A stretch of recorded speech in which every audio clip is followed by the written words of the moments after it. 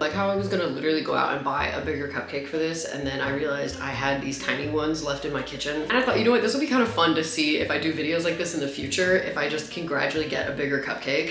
Hi besties, it's Maddie, and welcome back to my channel. And a very happy birthday to my YouTube channel, might I add. I am posting this a couple of days in advance, but as of March 10th, 2024, I will have been posting on YouTube for an entire year. And I just thought this would be a great time to sit and reflect on this past year and what being on YouTube has taught me in the first year of actively pursuing my dream of becoming a content creator. Because I don't think you have to make it big or have hundreds of thousands of subscribers for a journey like this to be worth it or have taught you anything, because if anything, if you're not learning from a journey, that is a huge sign that you are doing something wrong and you need to reevaluate your priorities, because the journey should be half the fun and experience, and that absolutely applies to content creation. So without further ado, here are the things that I have learned in my first year on YouTube and why you should start your YouTube channel if you've been thinking about it but you've just been holding yourself back. I hope my advice and experience can just kind of push you over that edge and give you the courage to just take that jump and pursue your dream of having a YouTube channel or content creation, whatever your dream is. I hope that I'm able to encourage you along that path, because I have no regrets. I don't regret doing this.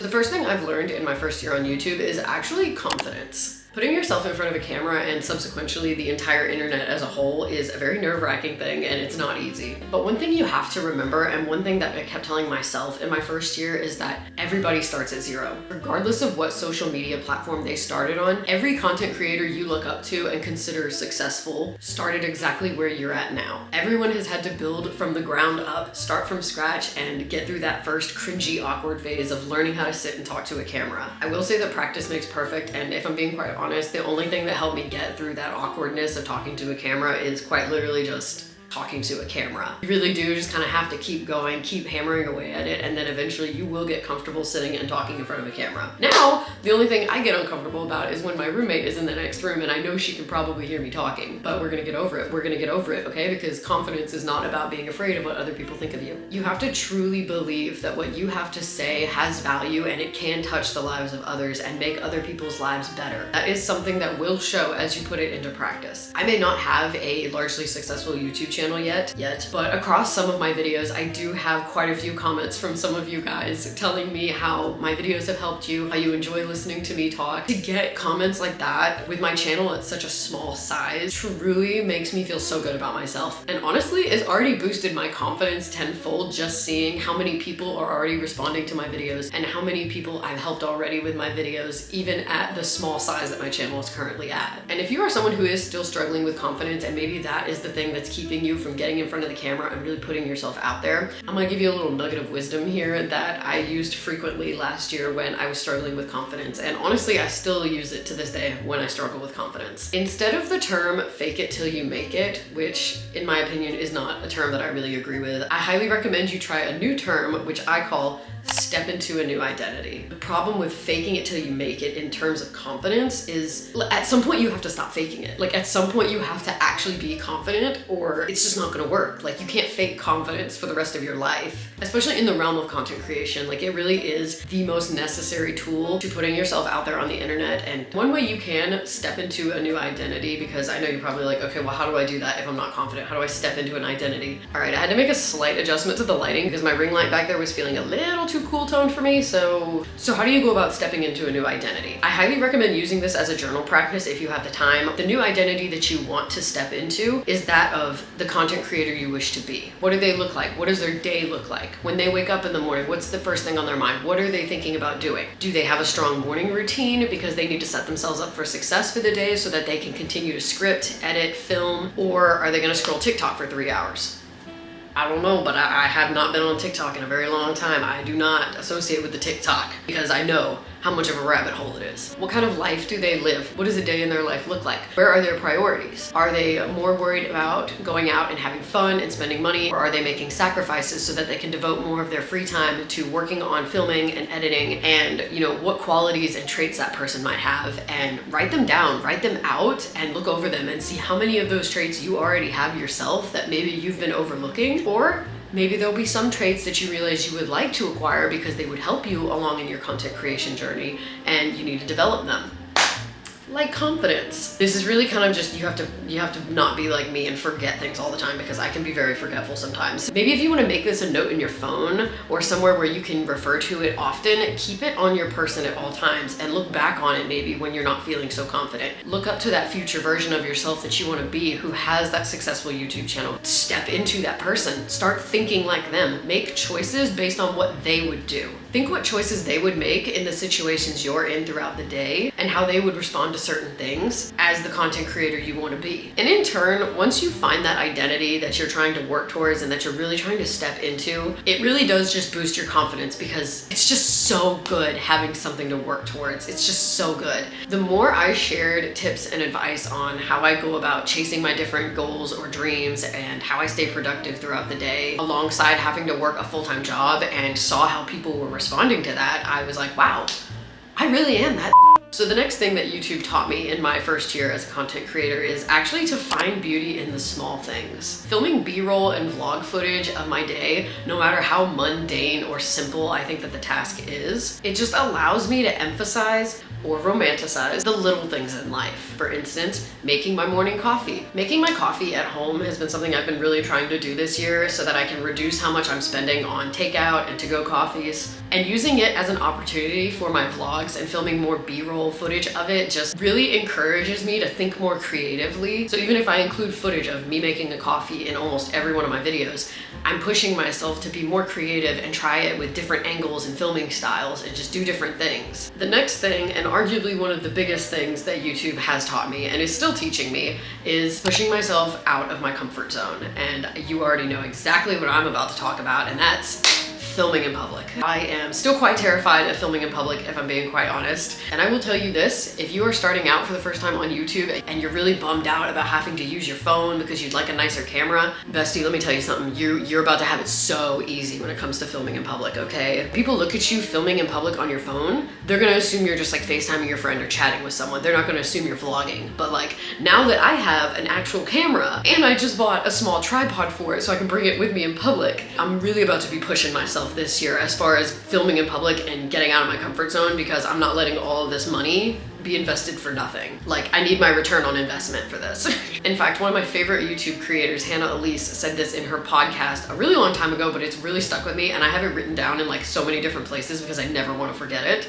It is, your comfort zone is a beautiful place, but nothing can grow there. Getting out of my comfort zone is something that is a huge challenge for me, obviously, as it is for most people, because I like my comfort zone. As someone who struggled with confidence and self-image growing up, it's very hard for me to put myself out of my comfort zone and really like show myself to the world. And if anything, being on YouTube has really taught me to push myself out of my comfort zone and just get over that awkwardness of filming in public or being seen by someone, because some of my best videos and some of my favorite shots of B-roll have come that way. When I just said, I'm just gonna do it. I'm gonna film in public, and if anybody's looking at me, who cares? Because at the end of the day, who cares? And this is something that I find especially prevalent in American and Western culture. We are so focused on ourselves that we think that everybody's looking at us. Like, I don't really know. I don't know. I am attributing it to American narcissism because it does feel like a very American thing, but we have such a culture that is focused on ourselves, and it's all about me. It's all about what I'm doing, that in turn, it's kind of sabotaged us and turned us into these people that are scared to be seen because we think everybody's looking at us and watching our next move. But in reality,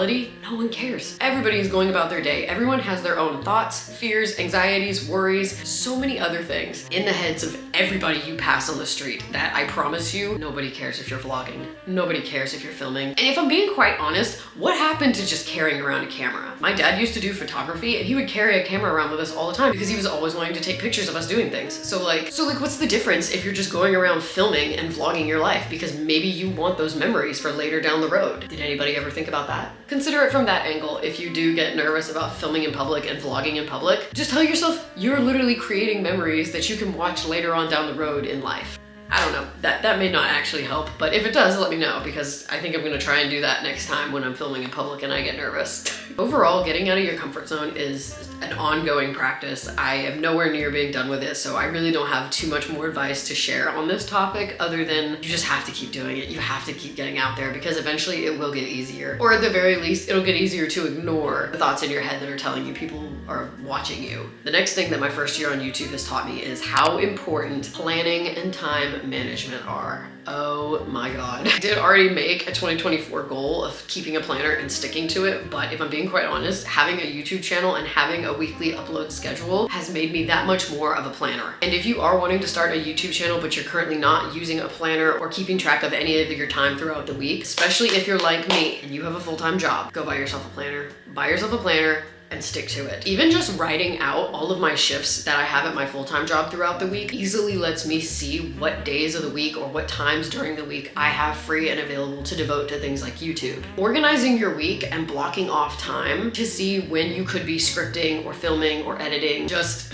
makes everything so much easier, you guys. Oh my goodness. It's much harder for me to sit down and script my videos and actually think of a video concept in its whole before I start filming when I haven't planned out my week and I haven't planned out time to sit and do those things. Planning is a lifesaver. Start planning and actually really do start planning your YouTube videos, because when you do put a little more thought into them before turning the camera on, I promise things will flow so much easier. You won't be fumbling over your words as much or losing track of thought because you've already gotten a bullet point list of what you want to say, and you'll just thank yourself. The next thing that being on YouTube taught me is self-discipline. I am no longer that person that just talks constantly about the things that I'd like to do and constantly tells people about the dreams that I have. I'm actually going out and doing them. I'm someone who actually just gets up and does the things that I say I'm gonna do. I know manifesting has become a big thing and I love it. Like, I love manifesting. However, manifesting is great, but manifesting is more than just writing something down 100 times on a piece of paper, or even just affirming it to yourself throughout the day, or listening to affirmations when you go to bed or in the car on the way to work. It's about actually doing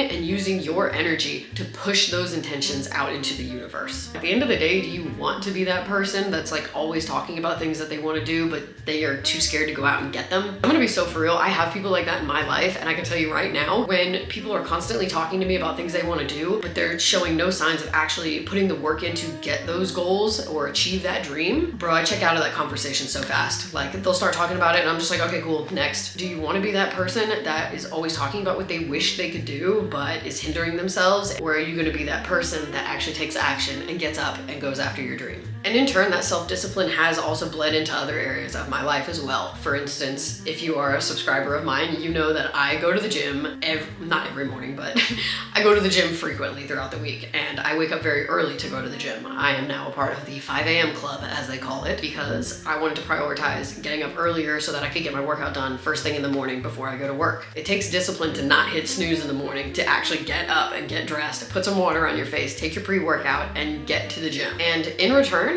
I don't have a lot of FOMO about things. Not a day passes where I say, oh, I wish I had gone to the gym, or oh, I wish I had done this, because I just went out and did it, okay? If you want something, you have to put in that energy. You have to go out and get it. You have to have that discipline to push yourself and get your foot through the door. Is my face getting blown out? Holy. The next thing that being on YouTube for a year has taught me is improved public speaking, actually. It's funny how it's so easy to get on here and like talk to a camera, even though it's going to be uploaded to the internet where literally everyone in the world can watch it if they so desired, but it's still terrifying to get up in front of a group of people that I can actually see and like deliver some kind of message. Getting a message across in a clear and concise way. It's keeping it short and to the point, because you already know, if you are a follower of mine, that I am the queen of talking head segments, okay? I am the queen of taking a point and dragging it all the way out the door across the ocean to another continent. Like, I talk so much. To be fair, that is why I'm on YouTube. That is why I'm a die-hard fan of long form content, and I will never go to short form content ever, because I don't like the idea of watering down or crunching what I have to say into like 60 seconds for a video. But when you are making YouTube videos, you do need to be mindful of making sure that you are making a clear, concise point and that you're getting your message across in a decent amount of time that people aren't going to like just fall asleep or lose focus and then click off your video because you lost the point, you lost the plot. Don't lose the plot, okay? Always keep the plot. I literally just started scripting my videos, but like now I'm such a die-hard scripter because I'm like, wow, look how easy it was for me to not get sidetracked and like go off on 800 tangents in a video about things that don't matter because I have a bullet point list right here telling me exactly what I need to be talking about. Keep it clear, keep it concise, and keep it short and to the point. Another thing that falls under public speaking is your ability to tell a story and be engaging with your audience. So by all means, don't be afraid to tell a story. Just make sure that your videos aren't like all consistently 40 minutes long and just like talking head segments of you telling stories because you lose the plot. And the last thing that being on YouTube has taught me, or should I say given me, is a newfound sense of purpose. If you have watched some of my previous videos, especially a lot of my earlier videos that I made last year, like talking about how I regret going to college and how I'm not really sure where I'm going with my life, regardless of what the future holds for me in the realm of content creation, having fun creating content that is both enjoyable and entertaining, but also helps other people with their path in life, has in a sense helped me find my own path in life. And it's helped me find something that I actually feel that I'm good at and I can see a future in. I have something now. I have something that I'm working towards. And yeah, it might just be a side gig or a hobby right now, but it's something that I see growing into something so much more bigger and beautiful. I'm so happy I took that jump because I have absolutely no regrets. Because even though I still have to work a full-time job right now to pay my bills and I don't have a monetized channel yet, it's still that little glimmer of hope that I carry with me throughout the day. Filming and editing videos is something that I have truly enjoyed so much in the last year. And if I'm being quite honest, it's something that I've always dreamed about doing, but until I got the confidence to just do it and actually put myself out here and start making YouTube videos, I was kind of just floating. And if you have been following me for a while, you've probably heard me talk about it for a little bit in some of my other videos, that I just kind of feel like I'm floating through life sometimes. I didn't know what my path was and what I was supposed to be doing, but realizing my skills in both filming and video editing, and also being somebody that people can look to when they need advice or help, especially in an area of life I might have expertise in. All of that has culminated to this just newfound sense of purpose that I have and this new outlook that I have on my life, because for the first time, I can see something ahead of me. I see a future ahead of me. I see how I can get it and I want it so bad. And I have all of the faith in myself that I can go out and achieve it. And that's what YouTube has given me. Oh my God, am I crying? I'm really crying. Wow. So that is it. That is the 6. Was that 6 or 7? It was 7 because the comfort zone bit was kind of a little tidbit that I just threw in there for you guys. That is gonna be it for this video. That is all of the ways that YouTube has helped me in my first year as a content creator. And honestly, if you are thinking about doing this, do it.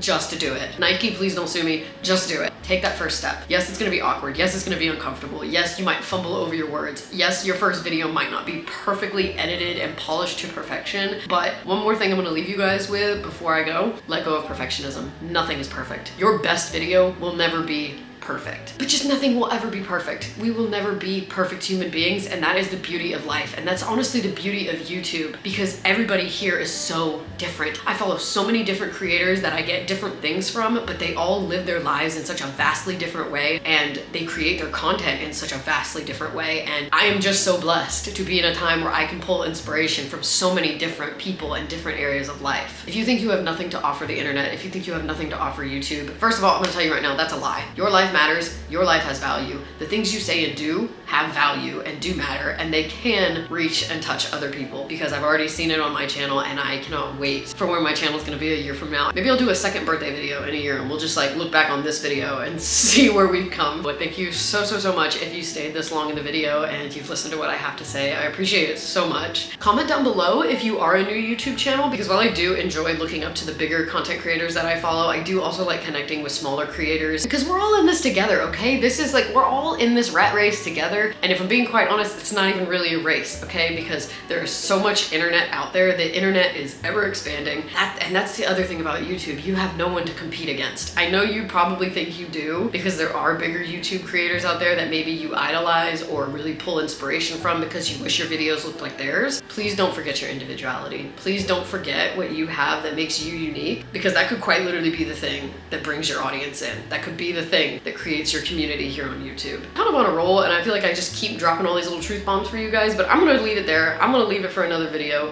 I hope you guys enjoyed this video. If you did, please give it a thumbs up and comment down below, because you guys already know I'm always in my comments and I reply to every single one of them. I love getting comments on my videos and interacting with you guys. And if you are new here and you've never seen me before, I highly recommend you go over to my YouTube channel, give it a little subscribe, and check out some of my other content, because I am having a blast filming my silly little life for you guys. And with that being said, I hope you have a great rest of your day wherever you are in the world, and I will catch you on my next video.